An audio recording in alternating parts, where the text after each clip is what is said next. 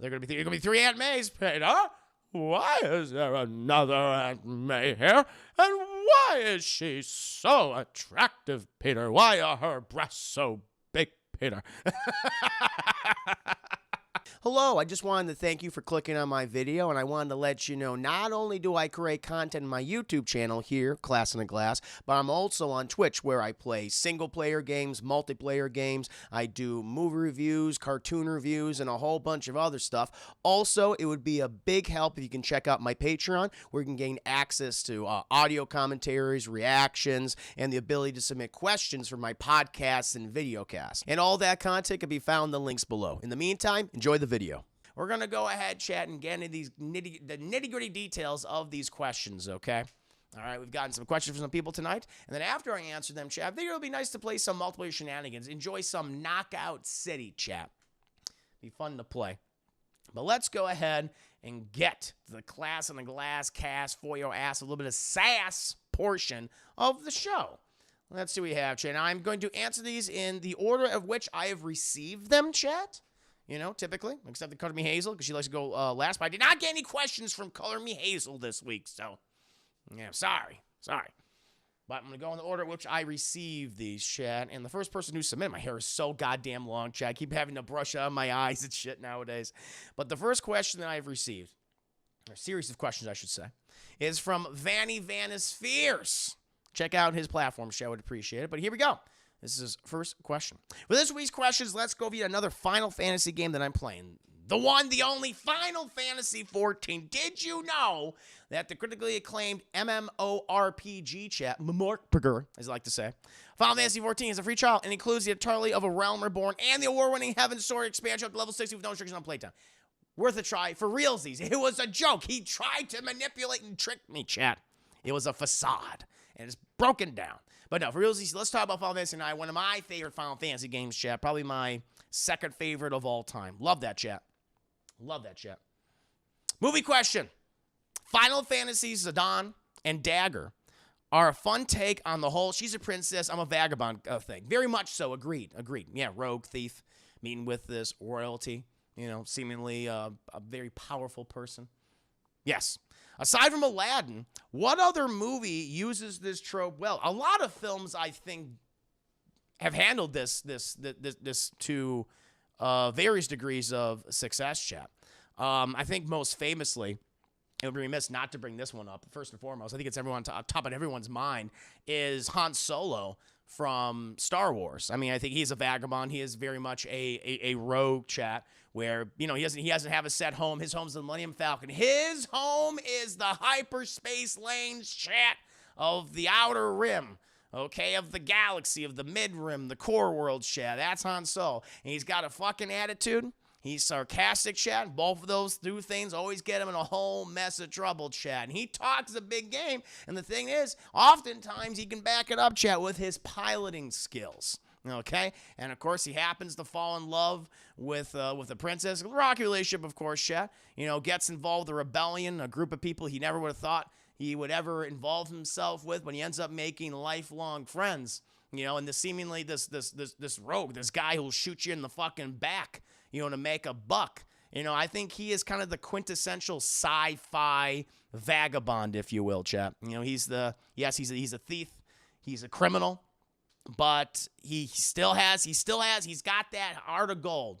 Somewhere he knows, like, God damn it, I got to do the right thing. Like, even though he got his fucking money, you know, towards the end of A New Hope, chat, and he's seemingly leaving, you know, he's like, God damn it, I gotta go back. And we see him, chat, when Luke needed him most, when he's in that trench run, chat, when Darth Vader, Daddy Vader, chat, well, Luke didn't know. Luke didn't know that was his dad, and Daddy Vader didn't know that was his son. When he was bearing down his son about the blasphemy, chat, as Luke was making that fucking trench run on the Death Star 1, chat, okay, who came in to save the goddamn day to make sure that Luke be able to finish the fucking job? Han Solo. Woo! And he comes down there, chat, shoots those TIE fighters. Vader go, what the fuck? And completely messes them up. Vader spin out in the fucking galaxy, chat. Luke fired that thing. Let's blow this thing and go home, chat. And Luke, he blew it long and hard, chat. And he blew up that Death Star with a very concerned-looking Grand Moff Tarkin going, I hope everything's going to be okay. Ba-boom, chat, all right? So definitely Han Solo. That's number one. And I'd be remiss I'd be remiss not only to not only Chad, you got another rogue in Star Wars. The guy who taught Han Solo how to be fucking cool. He's like Han Solo, but better, seemingly, more competent, able to lay on the charm, I think, a little bit more effectively than Han Solo. Maybe Han's a better pilot. Han's a better pilot. I would say that. But when it comes to just the rogue, the vagabond, who's just, able to win over people, not even with skills, but with a fucking smile, we have to talk about Lando Calrissian, Chet. All right? Lando Calrissian managed to win himself the city in the clouds. All right, the mining Tibean gas chat and the gas giant of Bespin. I mean, you got to mention Lando. Lando is also one of the greatest rogues, underused in Star Wars chat, in my opinion, significantly underused. The first black man in Star Wars chat as well, with speaking lines. I wish Lando was used more, and they had an opportunity to do so, and they have not. But maybe we'll see more of him, Chad, more of his adventures, because he's a really interesting character, and he fits perfectly into that vagabond. But yeah, the franchise created two of those guys. I mean, I have a whole list of other ones, Chad, but what do you think of Han Solo and Lando being cinemas? Definitely genre, the sci-fi genre's kind of greatest rogue characters. For me, they certainly are. They're certainly up there. They're in the conversation, Chad. The swagger. Lando's got that swagger. He's got that swagger. He's got that charm. He's got that smile, which helps sells what he's selling. I don't know what the hell a vagabond was until the line came. Oh, interesting. Yeah, basically, yeah, it's like it's a rogue, a person on the not on the run, but a person that goes from place to place. They have a set location that they reside in, go from town to town, that kind of thing, city to city, spaceport to spaceport, if you will. I like Donald Glover's portrayal as Lando's too. I wanted to see more of that. We should have gotten a Lando movie, Chet. That's what I would have preferred, just because we got so much Han Solo throughout the trilogy, and obviously in The Force Awakens, and it's like, okay, we didn't really get a lot of Lando. That's one of my big criticisms originally of the Return of the Jedi, Chat. Check out my review, by the way. We didn't get enough of him. I feel like he should have been a part of the group more. Instead of going off with the vagina face man, they have great chemistry, him and the vagina face man. But I wanted more Lando in that movie, and I really did like Donald Glover as Lando, and hopefully he'll get his series. And there's rumors circulating, but no, we'll see. He did a good job, in my opinion. Does Shrek apply? I mean, we could add Shrek. We could add Shrek to it, sure. So, folks, more on Han Lando. That would have been great. I agree, Xavier. That movie needed something, and it just needed, honestly, it needed more comedy, it needed more rapport between the actors, And I think maybe one that focus on, I like that. You bring up something good. Had to focus on Lando and Han's relationship, their friendship. It would have been better. I agree. So, as a kid, I was forced to be Lando because I'm black, or Chewbacca because I'm tall. Yay, all white privates. Oh, damn. I'm sorry, Sir Warwick. I'm sorry. Hey, Lando's fucking cool, though, man. Lando's cool. Paul and Chani from Dune is a cool reversal of the trope. Oh, yes. Yeah, Darth Maul was indeed forced in the movie. He's like, I'm Darth Maul. Look at my lightsaber. I'm like, all right, how are you alive?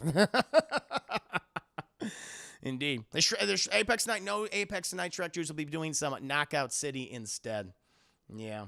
Hanley definitely work. Yeah, just because you know what? It's again, they're the two opposites. I think it's very easy, like when you're creating something, whether it be, whether writing a book or you're doing a screenplay or directing a film or creating a TV show. It's great to pair people who seemingly are the polar opposites from each other and bring them together.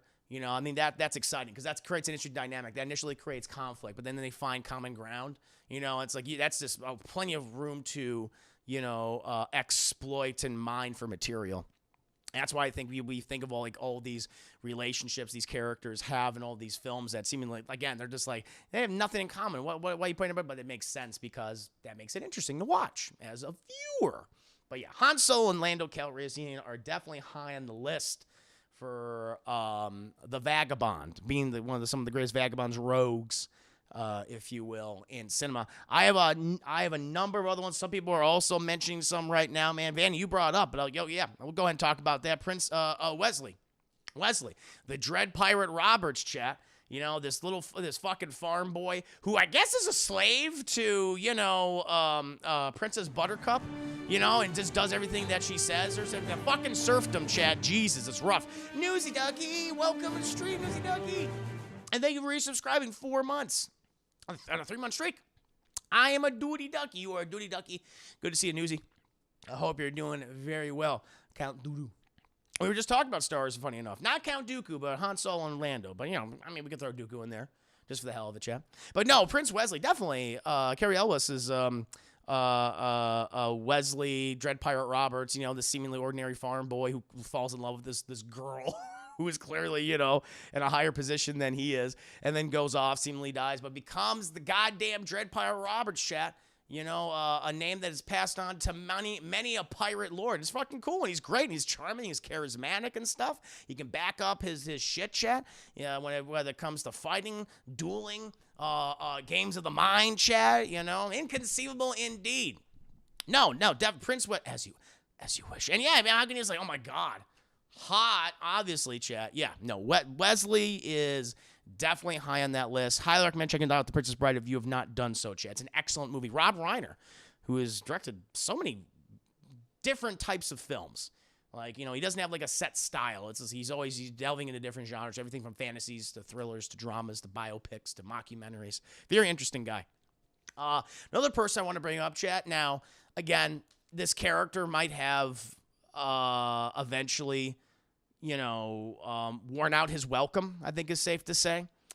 Certainly many of the entries in this franchise are not good, but I still stand behind, chat, that first movie.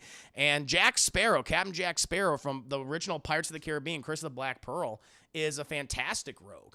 I mean, he's the one that you're there for. I mean, yeah, you have Keira Knightley, you have, you know, Orlando Bloom, and you have their romance and stuff. Yeah, they're very pretty people. They're going to start kissing. When it comes to the fucking comedy, though, when it comes to the antics, you're watching that first movie for Captain Jack Sparrow, and he's just fucking fun. And again, his introduction, when I did my review for Pirates of the Caribbean, chat, which eventually will be uploaded to my YouTube channel, the first one. I love that first movie. I gave it like a high full price, I believe, when I did my review for it. It's so fucking entertaining. But like his introduction, chat, is like, to me, kind of iconic. Where we already just see other characters and shit, and Keira Knightley and Bloom, but then you cut out and it's him on top of this giant, on this mast. You have the swelling of the music, him looking at the horizon, chat, and then he immediately looks down and goes, "Oh shit!" And he's in this little fucking dinky boat that's sinky, chat, trying to get all the fucking water out. It's like that's perfect. This man who's just traveling the sea.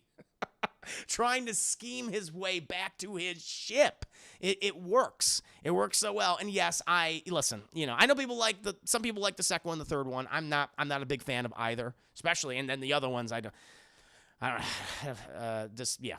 if I've even seen all of them. I can't remember. But, you know, eventually it's just like, all right, I'm kind of just tired of it. They didn't write enough good material, I think, just for the character. But that fucking first movie is so goddamn good, chat. Highly recommend. Yeah, of course, he is one of the greatest vagabonds, rogues in cinema, chat. And we move on to a more recent one. This feels very appropriate, chat. But I would say Chris Pratt's Star-Lord from Guardians of the Galaxy. It's like, yeah, he's kind of an idiot, and he's emotionally stunted.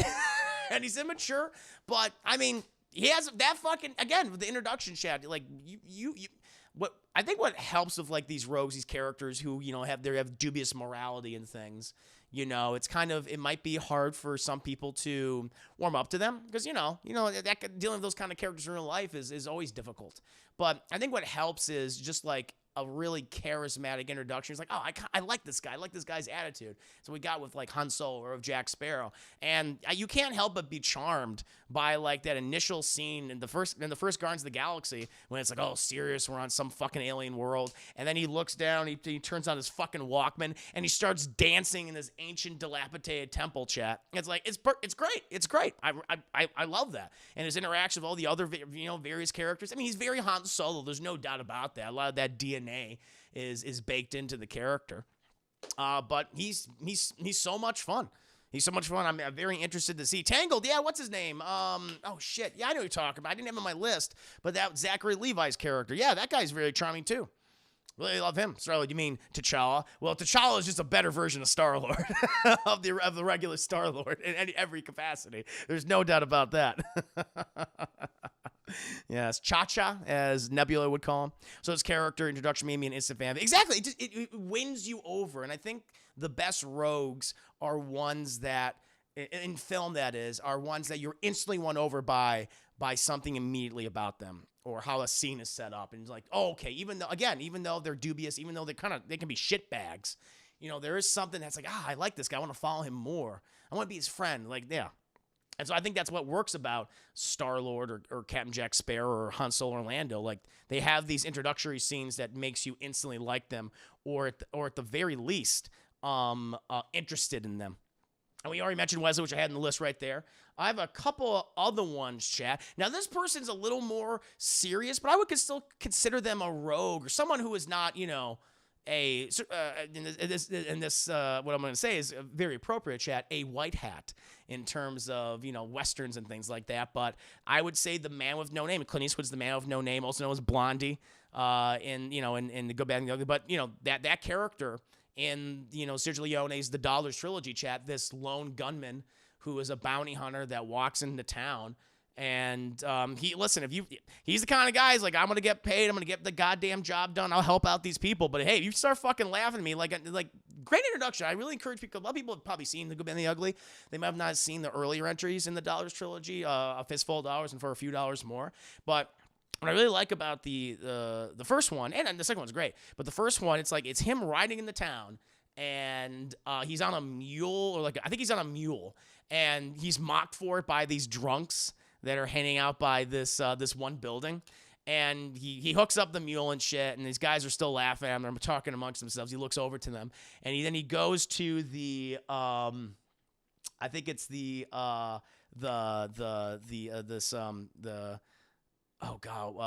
Undertaker, who is building coffins for the recently deceased, and he goes to him and he says, "Get 3 coffins ready." And the guy's like, okay. And then he fucking goes over to those guys that are laughing on him, these 4 guys. And he's like, my mule didn't take very kindly to you laughing at him like that. And they're like, what the fuck are you going to do about it?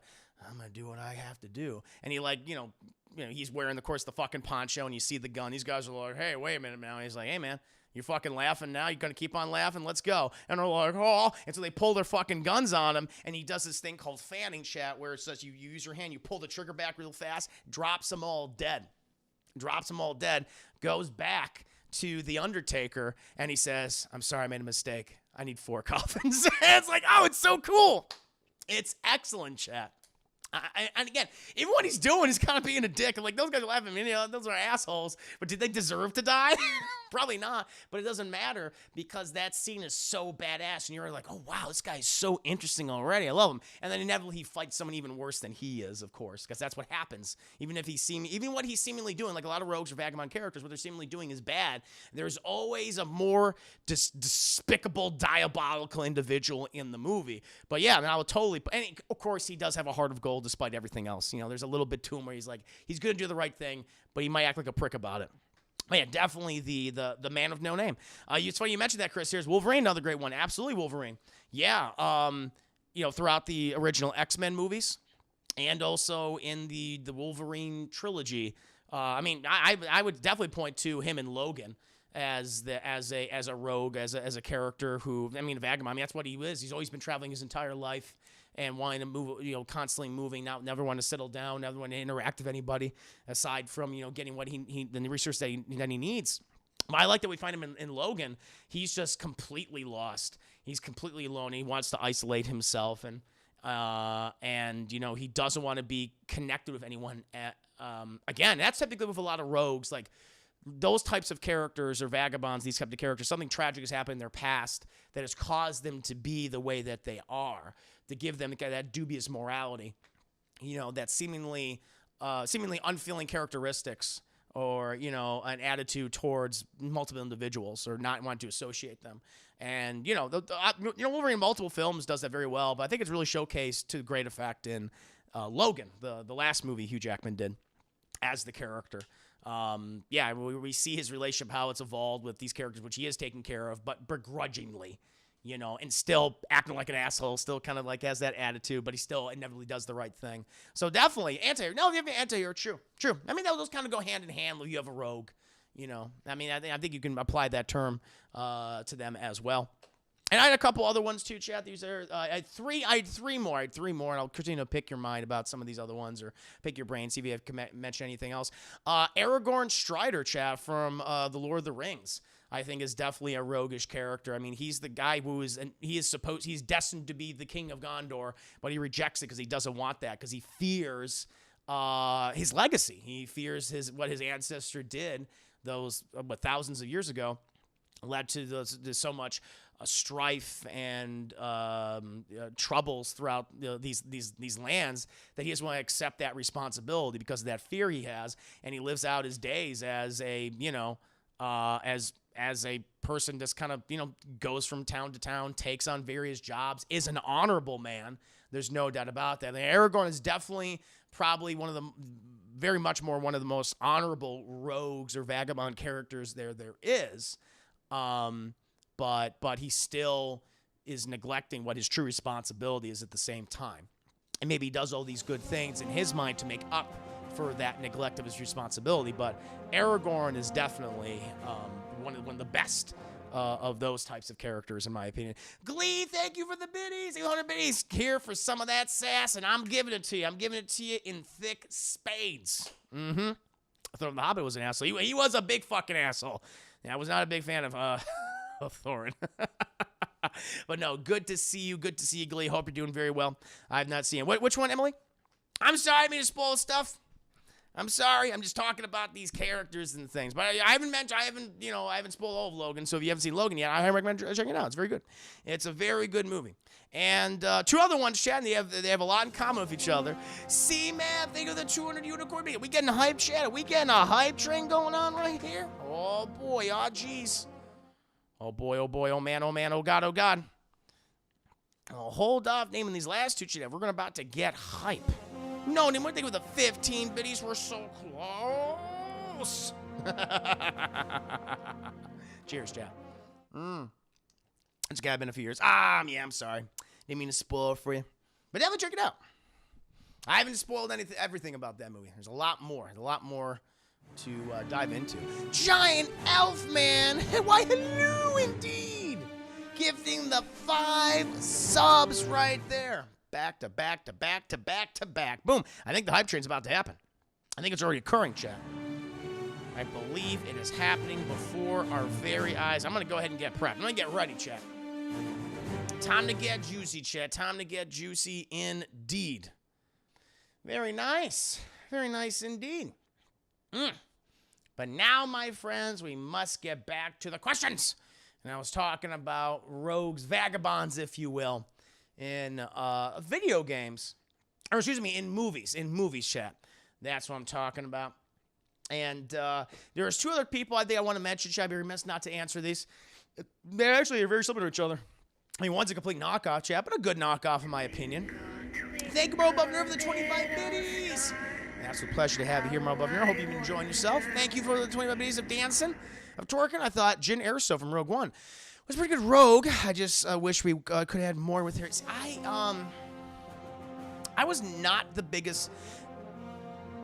I just felt that she was a very flat character in the movie. Thank you for the 5 biddies, though. I just felt she was a very flat. And Show, thank you for the 20 biddies. My heart's a pitter-pattering as we speak. Thank you. I just felt like the Jyn Erso character just was very flat. And I really like Rogue One overall. I think it's a very good movie. But my big criticism of it is I think there's just too many characters, and I think it would have been better if you just combined some characters. And I think, number one, I would have combined the Jyn Erso and Cassian Andor character into one person. Their stories. And there's no reason why you couldn't have done that. Where she has that connection to her father, built the Death Star and things like that, and then she joins Saw Gerrera's, Forrest Whitaker's, Rebel Cell, and was fought with him for many years. I mean, there's no reason why that couldn't also have been Cassian Andor, but he's one of the rebellion's most effective spies and soldiers, but he has this fucking secret he's keeping from everybody, and that would be that his father created the Death Star. Would be interesting, or vice versa, But yeah, that was the thing. I just for me, I just felt her character was flat. There was a lot of opportunities I think missed. One thing I think would have been fixed is they just combined certain characters. I think it would work better for me. But, you know, to each their own, of course. But the last two characters I do want to mention, Chad, I'd be remiss not to. They're very similar to each other. But we'll start with the person who was a replacement. Actually, no, we'll start with the original person. Then I'll talk about his, like, replacement, I would say, you know, for quite some time. And that's Indiana Jones, chat. I'm like, yes, he is a professor at a university, chat. You know, he does have a home, but how often does he stay in that goddamn home, chat? How often is he, you know, is he United States? Because most of the goddamn time he's going around the fucking world looking for fortune and glory, chat. That's his thing. You know, trying to find these mystical artifacts, chat. Bring them home. Stop the fucking Nazis. Stop those various, you know, cults and what have you. But yeah, I think Indiana Jones is definitely definition of rogue, but definitely, you know, not as morally dubious as some of these other ones. But, I mean, but he'll still take out his fucking gun. Like, you'll have a guy that challenges to a sword duel, and he's like, yeah, fuck that. He just shoots him. I mean, there's a little bit of that in him in the chat. There's no doubt about that. And I think it's worked for the most part in the Indiana Jones trilogy, chat. There was no fourth movie. There's no fourth movie. It was only rumored, chat. Hey, don't forget about Father Shea Blue. And what's more roguish than that? Oh, Lord. But then the other person I would mention too, and this is, I mean, he is very much heavily inspired. Some would say he's a copy of the Indiana Jones, but that's Rick O'Connell. That's Brendan Fraser's character from the Mummy trilogy. You know, say what you will about, you know, the movies, but I like the first one. I think the first one is really fun, and his character is a big reason why it's so fun. And his pairing with Rachel Weisz, I think, is great. They have fantastic chemistry. It's just two really fucking hot people just bouncing off each other. At first, you know, again, they're complete opposites. Very much the prince. It's Star Wars, it's Indiana Jones. It's very much that thing where she's the academic, she's the researcher, she knows his stuff, and he fucking shoots guns, and he's the warrior. And then then when they combine their skill set, then they're unstoppable. And that's what works about them, I think, so well. Definitely in that first movie, and then also in the second film. They're not what's wrong with those first two movies in any capacity. Or no, they're not what's wrong with the second movie. And then, you know, you got the third movie, which, you know, better left probably unsaid. But that first movie, he's goddamn great. He's goddamn great, and he's good in all the other ones too, in my opinion. You're on the other side. We got all the... That's what he says. Hey, O'Connor, we got all the horses. Well, you're on the wrong side of the river. It's so good. A lot of great memes from the Mummy. I think he's great in the first two Mummy movies. The third movie turns him into a clown for some reason. So I don't know. Did I see that film? I don't think I did. Maybe I didn't see it. I've seen the first two movies. I remember running the first one a lot from Blockbuster back in the day. Big fan of that one. First Mummy's a lot of fun. It is. I actually own that movie on Blu-ray, chat, because I have a soft spot in my heart for it. And that was definitely a replacement Indiana Jones, because the last Indiana Jones movie at that time came out was Last Crusade, and that was in 1989. And so it had been 10 years since it gotten like an Indiana Jones-esque character like that, and that kind of fit the mold, in my opinion. It worked. I love Mummy. It's classic. Says Alex. Deadpool, Indy is a copy of all the pulp adventure heroes that Spielberg and Lewis grew up. True, where Connell is in the same vein. Yep, exactly. But those are the rogues, chat, that I picked. You know, the vagabonds, if you will. Han Solo, Lando Calrissian, Captain Jack Sparrow, Star-Lord, Peter Quill, the man with no name, Blondie, Aragorn, Strider, also known as Strider, Indiana Jones, Rick O'Connell, and Wolverine, chat. Of course, yes, you know, anyone that you guys have mentioned as well. Because you viewers, welcome back to stream. Just answering questions right now. It's been fun. Jet Li wasn't the third one. He was the Mummy. Yes, he was the Chinese emperor, right? The third one opens up with him trying to fish. You know, a hook caught in his neck, trying to climb a tree and falling down, and then he gives up and shoots the fish. I did not see that movie then. I don't remember that at all. Yes, third movie was the movie they screwed up Baron Fraser's career because of the injuries. Oh, really? Oh, I had no idea that he suffered those injuries. Jesus. I know they put on weight, but I didn't know that was, you know, probably the reason. I mean, he couldn't, you know, do certain things anymore. Interesting. Interplay between Rick O'Connor and the Benny characters. Oh, I fucking love Benny. Benny was fucking hilarious. He was a piece of shit, but I love Benny. Yeah, thank you, Marvel Buff Nerd. Yeah, no, I thought, like I said, I want to give you thick, robust, girthy, well-endowed answers, and I think about these questions for some time. So no, I'm glad. I'm glad you liked that, Shay. You had some good examples as well. But now we're going to go ahead and move on to Vandy's next question. It's a TV question, chap. Final Fantasy IX is getting an animated adaptation. While I'm excited for this series, as am I, I'm also concerned that they'll fuck it up with character changes, fluff, or major story changes. What's your biggest concern with the 9 adaptation? I mean, Actually, I'm glad this brought up because we got in those 3 Final Fantasy movies, the very CGI ones. I don't know if they're going to use that same art style. I hope they fucking don't. I would prefer if they did more traditional 2D anime thing, but we'll see what happens. I would like that. That's what I want.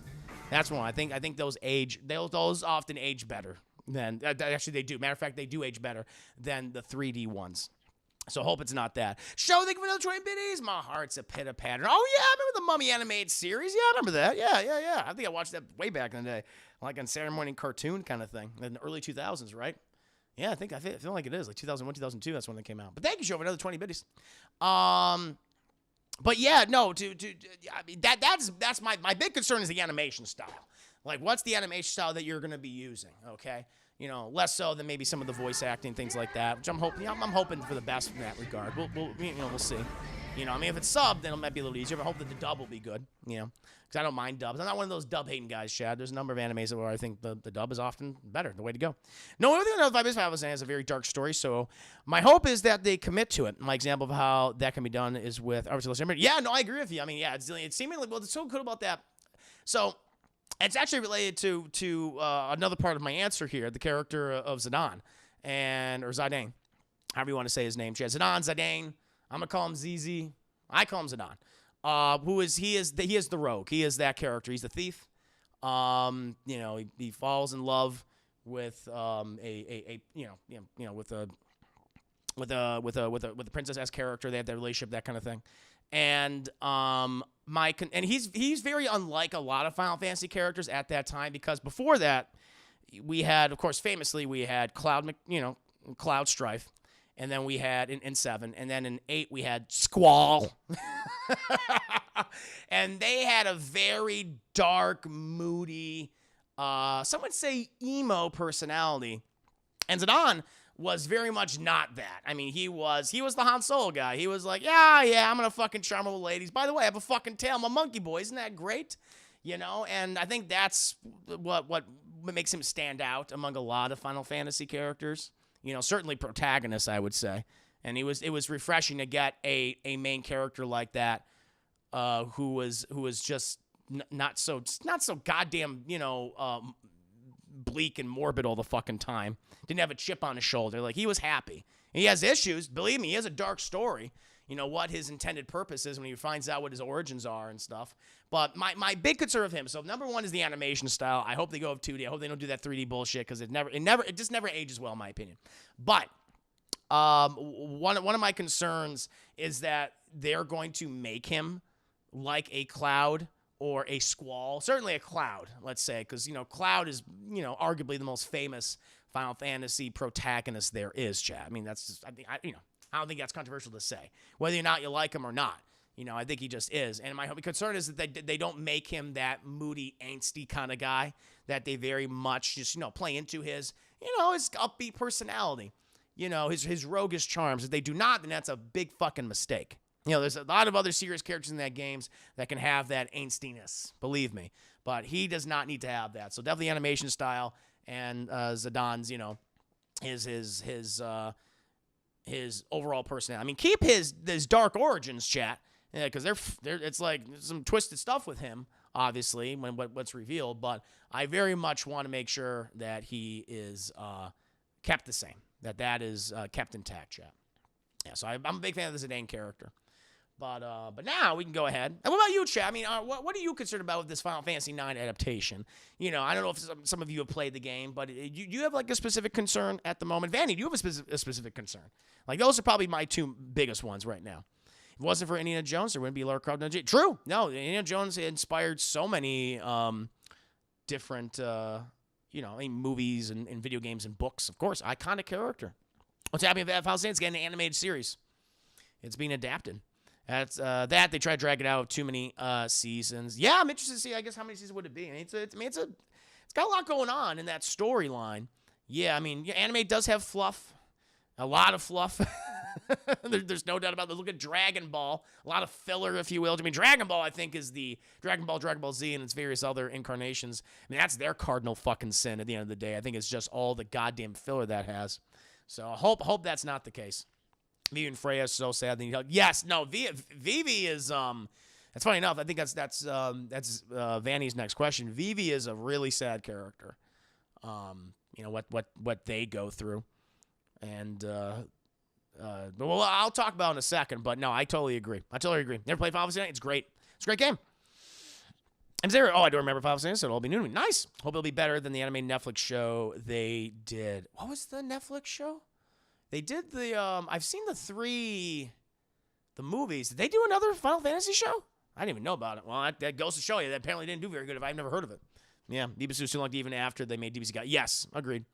And Jack Chan Adventures versus Jack Chan was basically Indiana Jones. He was. He was an archaeologist. He just knew Kung Fu. It's pretty cool. Oh, wait, you guys talking about Final Fantasy? I thought you guys were talking about Fast Furious 9. Oh, you know, Vin Diesel's teaming up with Zidane. They're great. Bro, ZZ. Indeed. No, it's funny. No, it's totally. Now it makes sense. There's not many entries that have 9 in the title, so I totally understand why you thought that.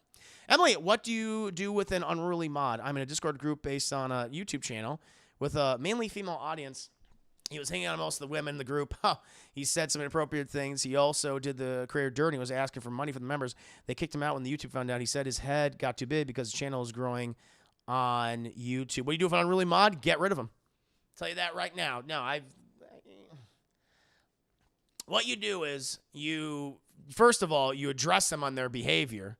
And, you know, that kind of shit, like start hitting other people like within the chat and everything like that. Like that's inappropriate. Obviously, first and foremost, that's inappropriate, especially if the person is told them to stop or they're just uncomfortable with it. And that person needs to be confronted by the person who is on the Twitch channel, obviously the streamer, of course. Address that behavior, immediately take away their modding abilities, no doubt about that. Assess their behavior, and then kick them the road, broom them fast. That's what you got to do. Yeah, because if they're doing that and they're talking about the streamer behind their back, they got to get out of there. That's what. Yeah, no excuses. No excuses. Yeah, that's shitty that happened. But that's what you have to do. Get rid of them. That is number one. Address the behavior. Take away their modding abilities, and then they're like, all right, make sure they're banned. That's what I would do. You got to nip that shit in the bud quick.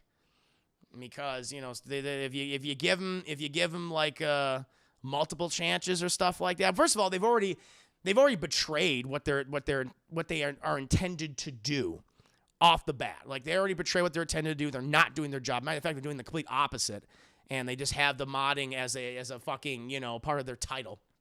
And so yeah, I mean, yeah, whatever their excuses are going to be, it's not going to matter at that point. Like they need to be removed as a mod, like immediately. That's just how it has to be. You know, yeah, you gotta get rid of them, and then probably ban them, and then ban them. That's what I would say. Just kick him in the nuts. Handsome Avi is so wise, juicy man. Oh, thank you, Happy. No, thank you, Happy. I appreciate that. Yeah.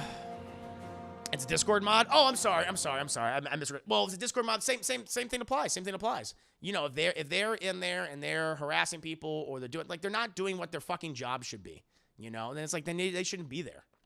If they're not doing what their intended purpose is, and there's multiple examples of them not doing it, whether it be a Discord or Twitch stream, whatever it is, get rid of them.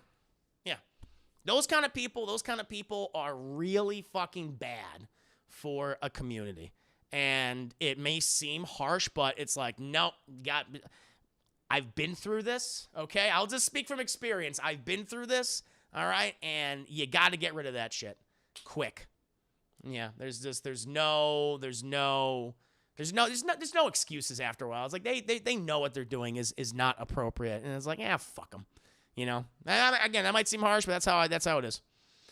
Oh, yeah, Herman doesn't fuck around when it comes to people behaving shit. Agreed. No, one thing with those, I hope the rest of your stream goes well and that everyone is great. Now, you too, no woman, you too.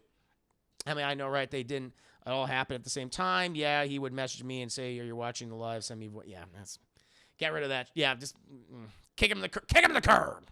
In the words of William Dafoe, chat, broom him fast. That's what you gotta do. V, good to see you. Hope you're doing very well, V. Hope you have a nice Saturday. Currently, we'll take questions in the chat and also questions from my very generous patrons on Patreon. Having some good discussions here. Fuck them. This new edition. Clearly, you murder them as example for yes, you kill them, you gut them in front of the others, and don't be like them. Use their death as an example. Ask him for advice, and he'd be like, your relationship won't last. The woman were Jesus. It's fucking yeah. People get bold behind a keyboard. People will pull the stuff really change. No, yeah, that's the thing too. That's a good point, gentlemen. They really fucking change. They really change. And so at that point, it's like, all right, then, you know, I've had people, not people, but you know, where they might view my tolerance as, you know, I have a very low tolerance for that kind of thing. They're like, well, you should at least give a warning. But I'm like, at the end of the day, these people aren't going to change their fucking behavior. That's what it is. I already know they're not. Even if after I've talked to them, I was like, I just know. Because you just observe shit. And it's like, okay, this ain't going to fucking change. And already, it's been spoiled. It's been spoiled already, and it'll be awkward, so get rid of them. That's how it has to be. That's how it has to be. You know? Godspeed, Juicy. Yep, Godspeed indeed. When did DeVoe say broom him fast? In Spider-Man. Broom him fast.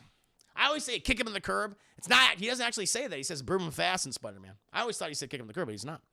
I'm doing bad for City. He was saying on weird shows they felt bad for him. He was mobbed with YouTube last. Yeah, you gotta take that out of it. He's in a wheelchair. It's like, hey, you can be in a wheelchair but still be a fucking dick. I mean, that's true. I mean, you know, I hate to be blunt, but I mean that's a fact. I get what you're saying, but I understand that. It's hard to be harsh. I know. You don't want to be. You don't want to deal. You don't want, listen, it's the last thing you want to deal with this kind of stuff because it's awkward for everybody involved. But at the end of the day, if it's affecting multiple people, you got to get rid of them. Despite whatever their situation might be. If it's affecting that person's content or that person's community, and it's not just 1, 2, 3, 4, 5, 6, however many it is, it's like, all right, you got to get out of here. Got to get out of here. Nip it in the bud. Yep.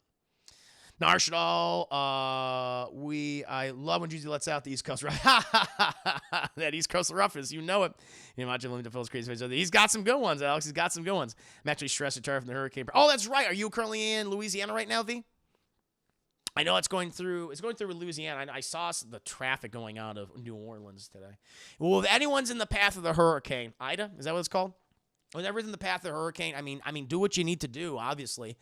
I mean, take shelter, make sure you're in a secure location, or if you have time to leave, then do so, and you know you can get out, of course. But no, anyone who's currently dealing with that kind of stuff, like obviously, I mean, I can't do anything. All I can say is, you know, please stay safe. Please stay safe and take all the necessary measures to protect yourself, your family, and whatever else you have. You know, obviously. So you are V. Well, V, all I can say is I wish you the absolute best. And I hope you're safe where you are. It's an absolute pleasure to have you here. I mean, I can entertain you, I can serenade you, and I can woo you, but paramount that you take care of yourself and your own, my friend. Absolute pleasure to have you here right now. Jack, can we get some Mr. Evan Yates, Mr. and Hypes for V? Send him some goodwill. I would appreciate that. I appreciate that right now. I'm just reading some of your questions. KC, welcome to the stream. Hope you're doing well. I'm talking to or answering my patrons' Patreon questions. I'm gonna send some safety first, indeed. Yeah, I'm gonna send some love your way right now. Nice chap. Very good. Thank you. Very good. No, thank you for being here, V. I know you're stressed out, but I hope, despite that, I hope you're doing okay. And thank you again, Emily, for asking that question. You know, yeah, that's kind of just my honest answer about it. Got to get rid of them. That's just the way it's gonna be. If they've already been doing it, it's like, honestly, second chances aren't even worth it at that point. If they're already engaged in that kind of stuff and making it awkward, then it's like, nah, sorry, it's over. It's just over. It just already is. Inevitably. You know, no second chances with that kind of stuff. Talking smack, yeah. Oh, Lord. And Stephen Rock wasn't in a wheelchair. He left his wife. Yeah, I know. He was an asshole for doing that. I don't give a shit that he sounded like a fucking robot. He can't use anything. Or, he was a robot. You know, and it's like, that was a dick fucking move. So, yep. Gotta do what's best for the content and for the community. Number one. Those two things go hand in hand. No about it. Dabbing them haters. Dabbing haters, chat. That's how you got it. Dabbing those people who abuse their positions. No doubt about that. Oh, but now, chat, we can go ahead and move on to Vanny's next question. This one is video game related. Vivi is one of the most tragic characters in all of Final Fantasy. Agreed. What other video game characters do you feel just needs to be hugged and told everything is going to be okay, even though you know it won't be? In other words, who is your favorite sympathetic video game character? A little bit of background for Vivi. Probably other than Zidane or Zidane, how you want to say his name, and Ghana, Vivi is probably one of the most important characters in that game. And he is an artificial individual where he has a very, very, very limited lifespan. I think it's, under a year? Or it's like a year. It's not long. It's not long. I feel like his lifespan is a year plus, and that's fucking it. And he's like, holy shit. And he has this crisis where he's like, what am I going to do? And he learns throughout the game that he's going to enjoy, first of all, he's going to complete his mission, obviously, the rest of these heroic characters, but, he realizes, like, I just have to make the most of what I have at the end of the day. Like, I can't save myself. It's inevitable. I am what I am. I can't save myself. There's not going to be some fucking magic spell. There's not going to be some piece of sci-fi technology that'll do it. It's like, he's a replicant. I just have to make the best of what I have and enjoy my friends and my family and what that's it. What's given to me. And he's a really great character. It's a great question to ask. There's three people came to mind, and two of them are actually from the same game, or at least games. And that's Arthur Morgan and John Marston chat from the Red Dead Redemption series. Arthur Morgan, we just need a little money. Arthur Morgan, he's a bandit. He's an outlaw chat working for the Dutch Vanderlyn gang chat, kind of a scumbag. But you play as him for most of the game, and you're doing typical what you expect of Red Dead Redemption. All these various missions, they're all fucking obviously old, Western themed and things. And you're robbing stagecoaches, robbing fucking people and things. You're intimidating people for fucking money. But during one of these quests, Arthur contracts tuberculosis, chat, and you learn, and he has it through a good portion of the game, and it advances and it worsens throughout it. And you meet all these various characters, and you can how you play as Arthur changes. And you could be either a better person, or you can be even a bigger shitbag. It's up to you. But the writing in that game is so good, and the writing for Arthur is so good that despite these things that he's done, he acknowledges, I've been a bad person, and he's scared. And you see that and you feel that when you're playing the character. I felt for him. I absolutely felt for him, chat. Like that famous scene when he goes and talks with, like, it plays out differently depending on how you're playing as him. But for me, when I was playing my Arthur Morgan, and you're at that train station for that mission, and he has that conversation with the nun who you've you've done missions for in the past, and you have that conversation with her, and he talks about how he's scared about the things that he's done. It's beautiful. It's so beautiful. And just like and then towards the end of the game, or at least his portion of the game, because you switch over to John later on, when he's like, I got to do right by my family, how broken and fucked up as it is, I have to do that. And, he has to betray other members of his family who are being a piece of shit anyway. And I love that. His final end when he dies on the mountain, chat, from his disease. It's beautiful. So I got a plan, Chris. We gotta stick together.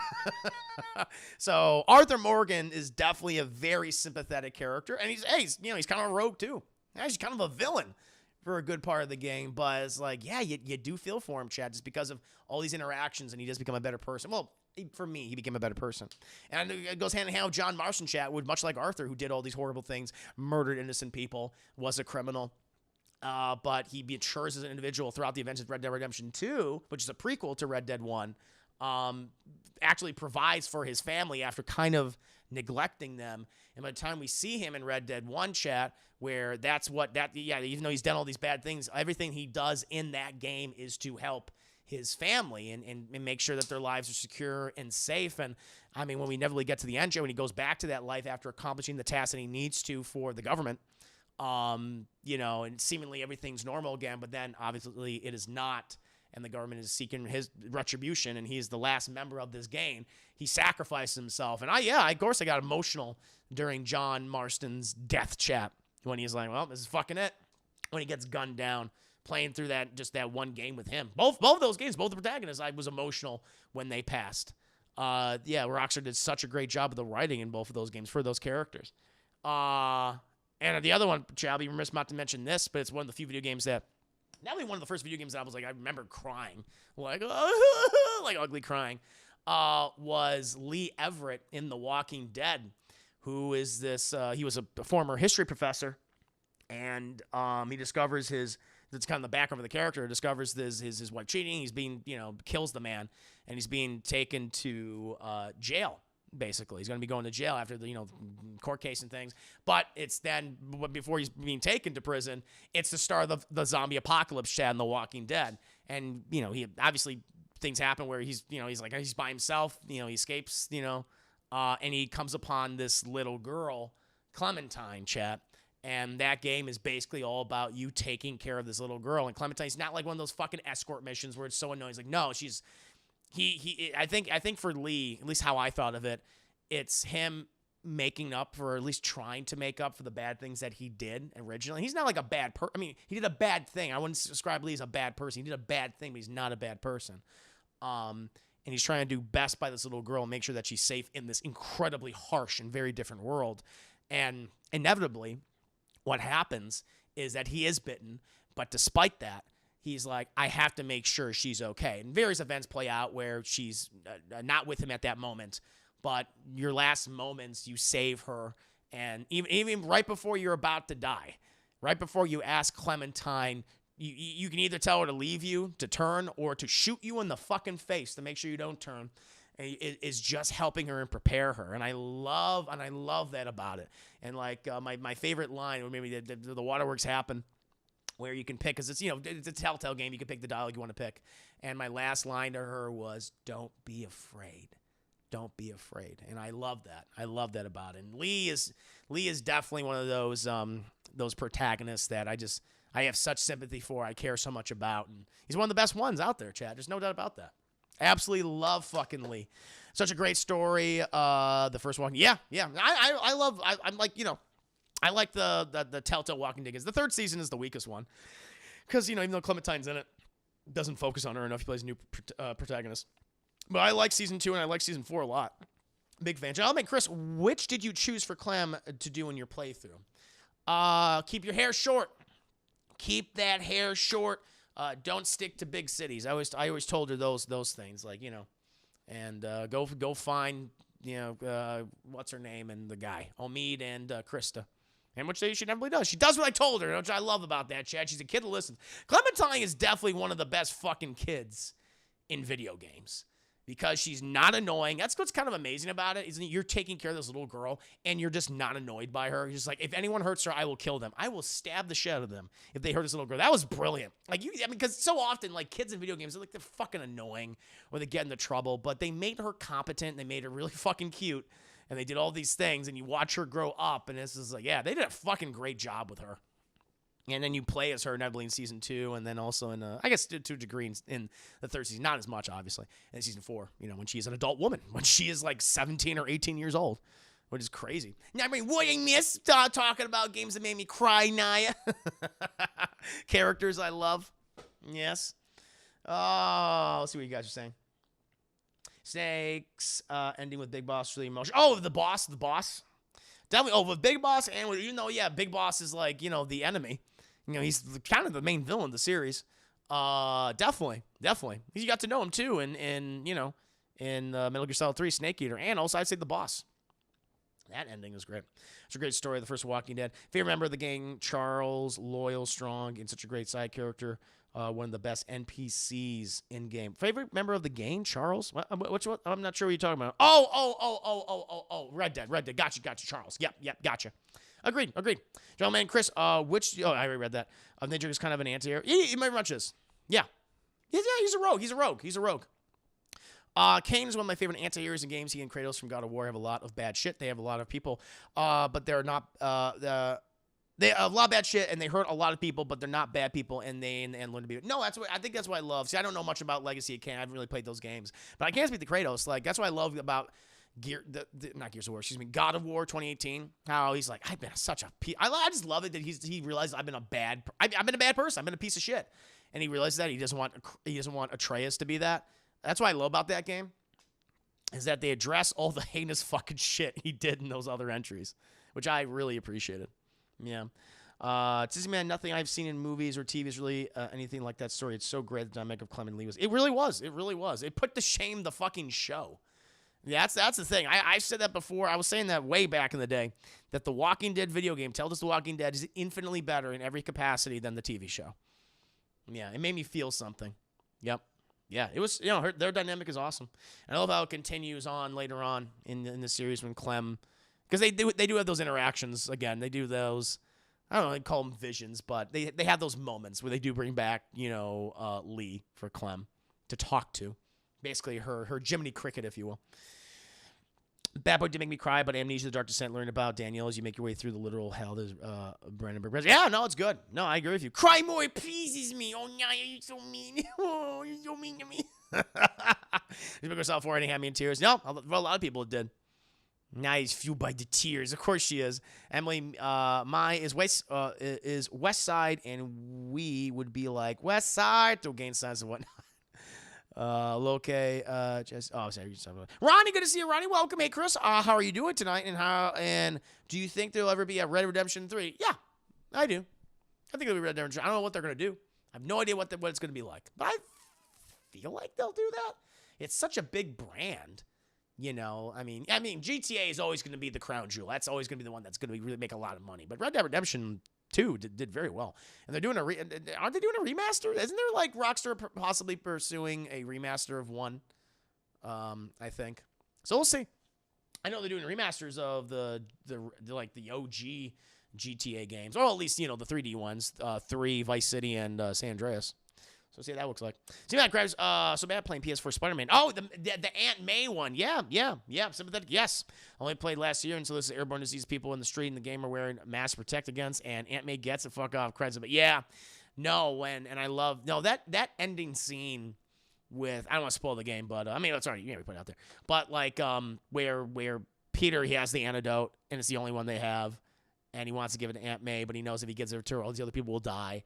And she tells him, like, you can't do that. And she basically says, I've always known that you've been, Peter. She's like, Peter. There's this great moment where Spider-Man's like, fuck. And he goes to Aunt May and he says, everything's going to be okay, ma'am. And all she says to him, please take your mask off so I can see my nephew. And it's like, oh, it's so good. He's like, you knew? She's like, I've known for a while. It's so good. Yes, rub his nips, yes. Oh, it's so emotional. Joe Gage, you gonna see the first season of The Walking Dead, basically Jim I's story games is giant. Yeah, absolutely. Adventure games. Well, this shows, like, that's why everyone says that, like, video games have bad stories or bad writing. It's like, that's not true. I mean, when that season, I would put that first season of Telltale's The Walking Dead up against any fucking season of the whole series and say that is still better than that entire TV show. Yup. Kato's entry part of the 2018 God of War got me when he united his bandit. Tied his bandit, excuse me. And he tells Atreus, we will be the gods that we choose to be, not those before. I like that. Who I was is not who you'll be able to. No, it's great. No, very emotional. Very emotional ending. Yes. I cried listening to Destroy Kiss and Run. I did do that. I did kill that. I killed many a son. Rockstar should make Max Payne. I hope they do. They have it. They have the property. I was one of those people that really loved 3. I hope they do that. RDR 3 is like Last of Us 3. What would it be about? I mean, Last of Us 3, I think it'd be obvious. I mean, they'll still follow. Jesus Christ. Help me out. Ellie. I think that there's still a lot of things they can do with Ellie, I believe. We'll see. But RDR 3 is the one I'm like, I don't know what they're going to do. Go back even more? I don't know. Deadpool, my hope for RDR 3 is they follow Javier in Mexico between 2. And that's right, Javier. Yeah. That could be interesting. Although we kind of know his fate. Well, I mean, at least we know a little bit of it. Yeah. There are going to be 3 Aunt Mays. Peter, why is there another Aunt May here? And why is she so attractive, Peter? Why are her breasts so big, Peter? I just imagine they're like, you got fucking Sally Field and Rosemary Harris, and they see, Marissa Tomei, and they're going, God damn! Shit! Holy hell!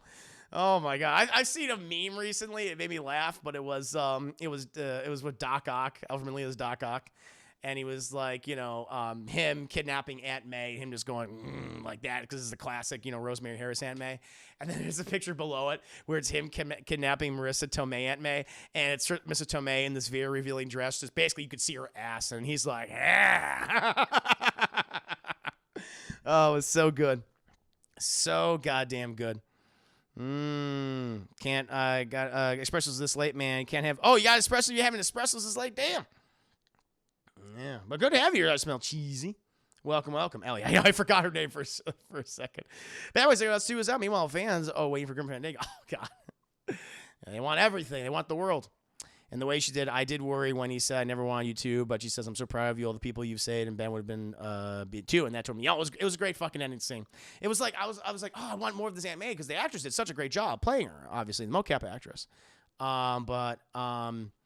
It was such a good scene. That was the thing. Yeah, I mean, it's way too much. It's true, though. It's true. Isn't Rosemary Harris gone? No, she's still alive. I think Rosemary Harris is still alive. I don't think she's dead. Nah, she's still alive. She's 93 years old.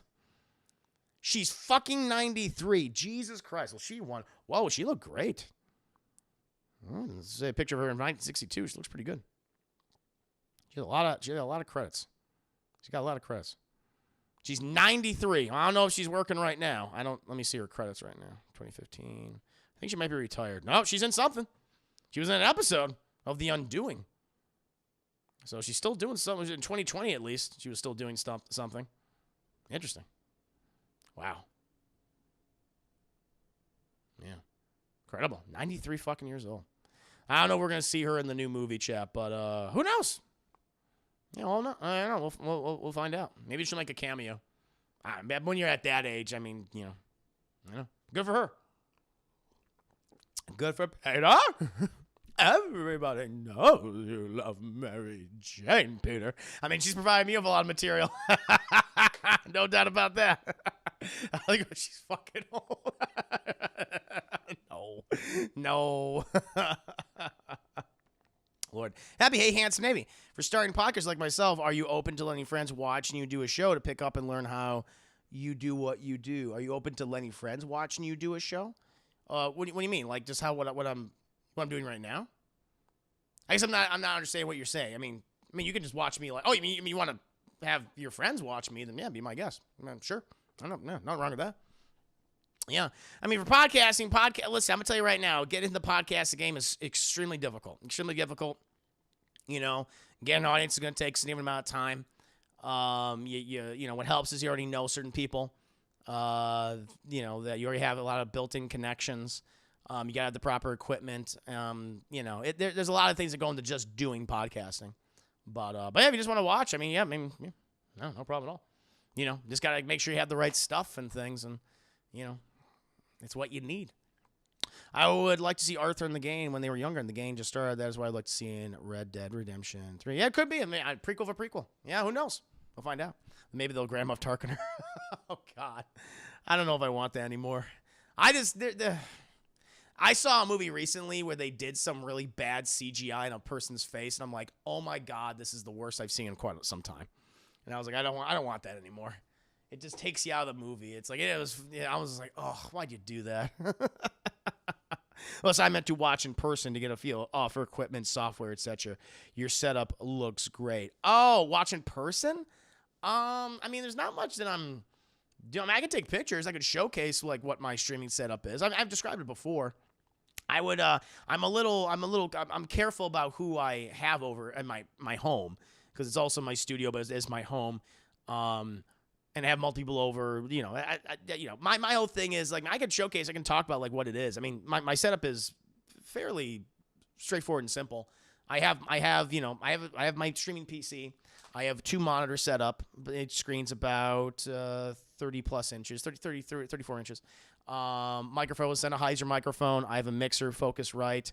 I use a capture card, Elgato capture card. I have 2 lights, LED lights that I have right here. I have an L-shaped desk. I mean, that's what you use. I use OBS. I mean, there's very other platforms which you can use for free. You can use Audacity if you're doing just straight audio podcasting. But yeah, you're gonna have to spend some money before you're making money. I'll tell you that much, bro. At the moment, most dev understand answer me. I'll get you later. No, I got you. No, you have more detailed question. I'm always happy to answer them. But having people over to my place just to observe, I'm a little yeah. No, I want to do that. You see, I'm looking to upgrade my mic from a USB to a gotcha, microphone and mixer and Phantom power. Yeah, I use a Focusrite mixer and I got a Sennheiser mic 835E and it's inexpensive. Not expensive, but the quality's way good. So I recommend that.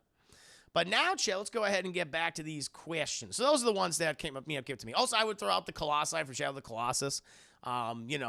Just because I'm like, this feel fucking so sorry. I was like, I killed that big thing. And eventually, like, I don't think I should be killing these things. So that's up there, too, I would say. But now, chat, we're going to go ahead and move on to Vanny's next question. It's a content creator question, chat. And this is kind of what Epi was asking me about. I'll go into it again.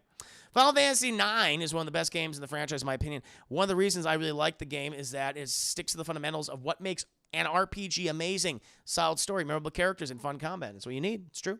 What do you feel are the fundamentals of being a content creator? I think there are 5 things that you should just stick to. There are definitely 5 things which you should adhere to. First, presentation. You don't have to have a super fancy presentation. I think sometimes people get lost in the minutia of like, I need all these bells and whistles, and I need everything to be scrolling across the screen and stuff, and tons of stuff, and a lot of visuals. And I guess for streaming, I feel like you could have like a I think my presentation, you have a simple presentation. I have my chat right here. I have some like facts that that showcase people who are very generous and that kind of thing. I have my alerts, but I don't want like a ton of shit just flying at you constantly and scrolling by. I think that's too much, and you get distracted by that kind of thing. I still would say you need a presentation that still looks clean. I think at the very least clean. I think that's important more than having all the bells and whistles. But clean, it looks rather professional. It's understandable. People look at it, it's like, I see I get what everything means on here. Don't go for something that looks cheap.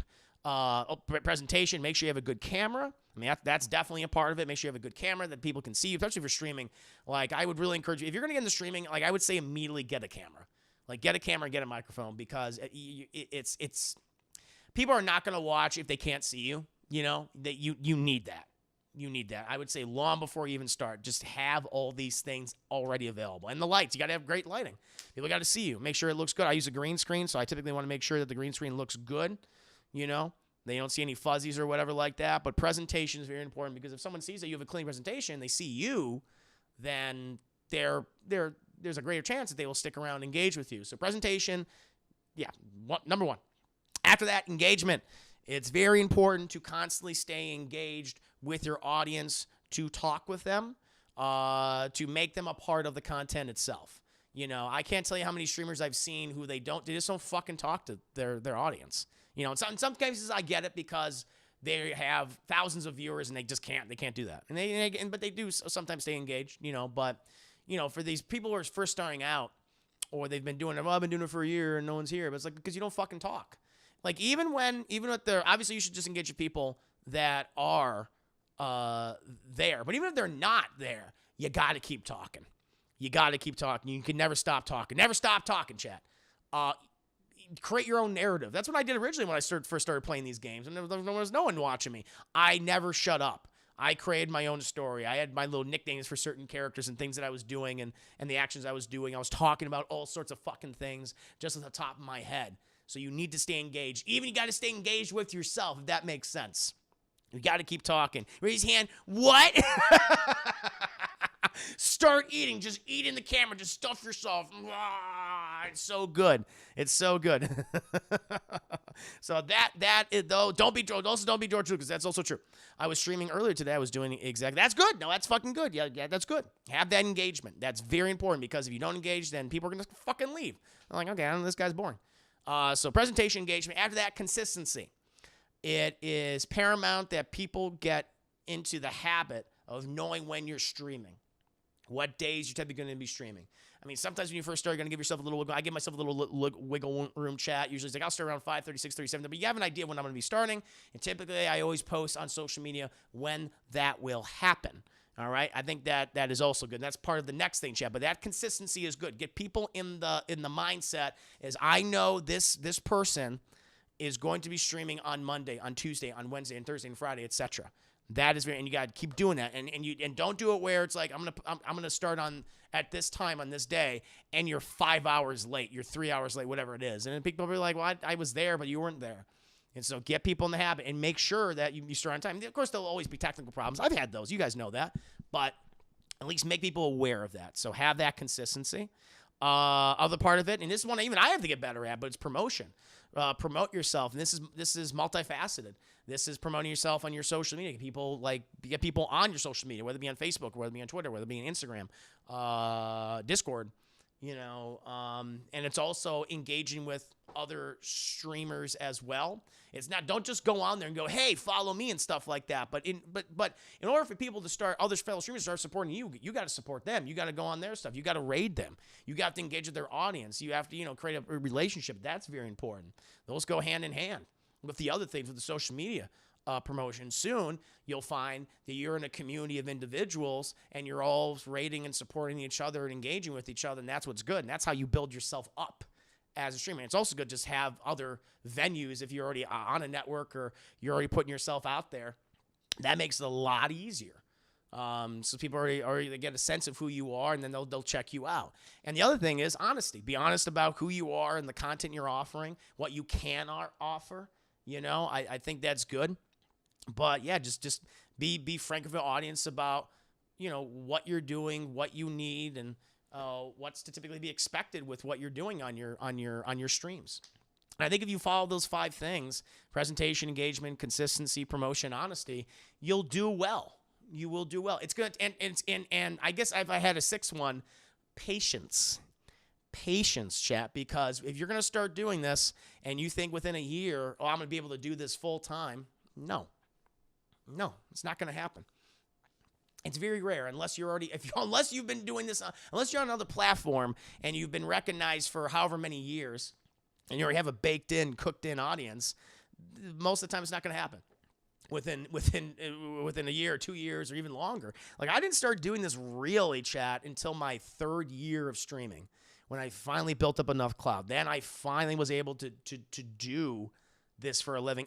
But I also relied on other things too. I had other platforms which I was also getting money from, whether it be Double Toasted or Patreon or anything else in between that I was doing.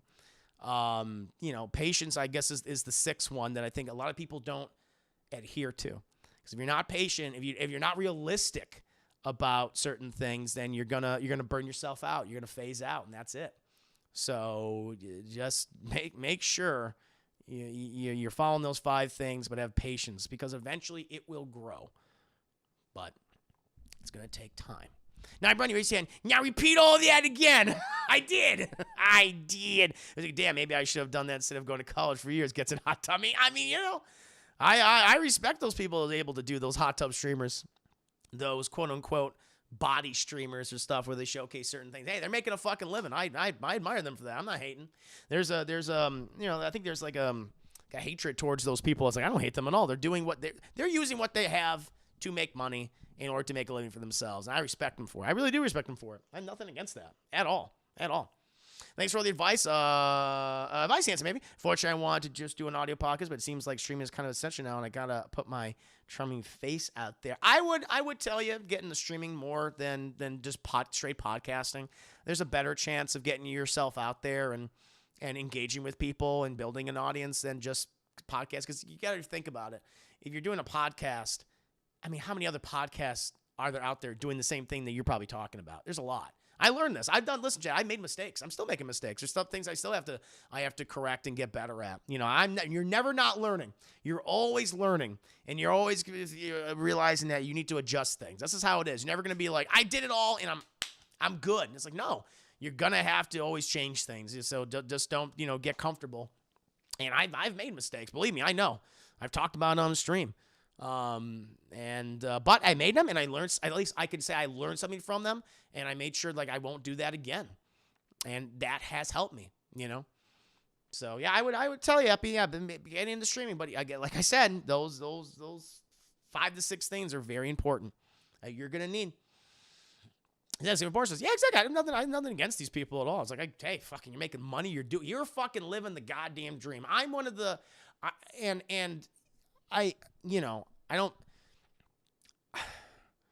I would also say this, and I don't want to say arrogant when I say this because it's even weird for me to consider, but don't compare yourself to other people that you watch who stream. Like if you're getting the streaming, don't immediately start comparing yourself to another person who's also doing it and who's been doing it for a long time. Because you got to think of that. They've been doing it for a long time. They built up this audience. They built up this rapport. They've been doing it for years.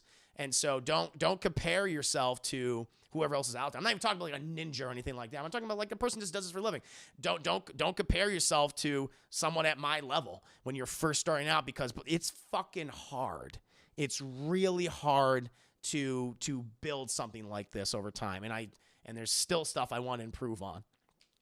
But it's very important for that because if you start comparing yourself and thinking like, well, I can, I'm going to do that, but sooner, chances are it's not going to work out that way.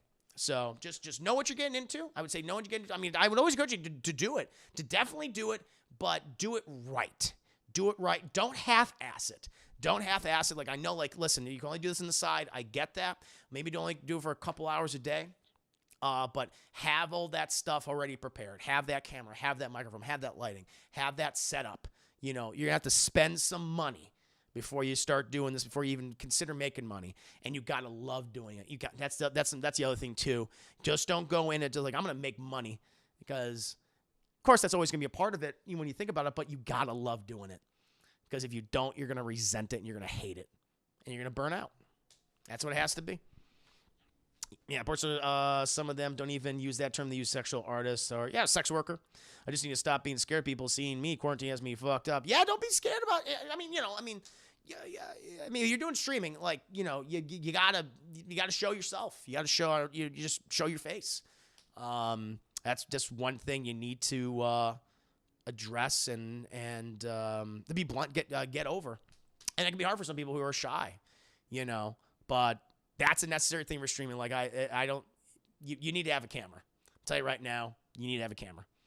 I'm sure there are some streamers out there who may manage to cultivate an audience. I mean, YouTubers certainly, but that thing is just so saturated, it's hard to even break into. But maybe some streamers have been able to do it, but they are probably doing it for a very long time. But even then, just have the camera, have the microphone.